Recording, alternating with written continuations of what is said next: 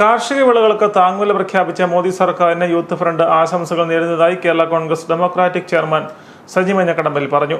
സമരം ചെയ്യാനുള്ള ആയുധമായി യുവാക്കളെ ഉപയോഗിച്ച് അധികാരം നിലനിർത്താൻ ശ്രമിക്കുന്നവർക്ക് കാലം മറുപടി നൽകുമെന്നും സജി കൂട്ടിച്ചേർത്തു. കേരള യൂത്ത് ഫ്രണ്ടിന്റെ 55ാം ജന്മദിനാഘോഷം കോട്ടയം തിരുനക്കര ഗാന്ധി സ്ക്വയറിൽ ഉദ്ഘാടനം ചെയ്യുകയായിരുന്നു അദ്ദേഹം. തീർച്ചയായിട്ടും ഇന്ത്യയിലെ കൃഷിക്കാർക്ക് വലിയ ആശ്വാസം പകരുന്ന പദ്ധതിയാണ് എന്ന് പറയാൻ ആഗ്രഹിക്കുകയാണ്. അങ്ങനെയുള്ള നരേന്ദ്രമോദി ഗവൺമെന്റ് പിന്തുണ പ്രഖ്യാപിച്ചുകൊണ്ട് ഈ നാട്ടിലെ അല്ലെങ്കിൽ ജനാധിപത്യ വിശ്വാസികൾ ആ പിന്തുണ കൊടുക്കണമെന്ന് കൂടി ഞങ്ങൾ അഭ്യർത്ഥിക്കുകയാണ്. കേരള കോൺഗ്രസ് പാർട്ടി അതിന്റെ എന്താ പറയുന്നത് ശൈശവ ഘട്ടത്തിലൂടെയാണ് കടന്നുപോകുന്നത്. 14 ജില്ലകളും പാർട്ടിയുടെ യൂത്ത് ഫ്രണ്ട് സംസ്ഥാന കൺവീനർ ടിജോ കൂട്ടുമേക്കാട്ടിൽ അധ്യക്ഷത വഹിച്ചു.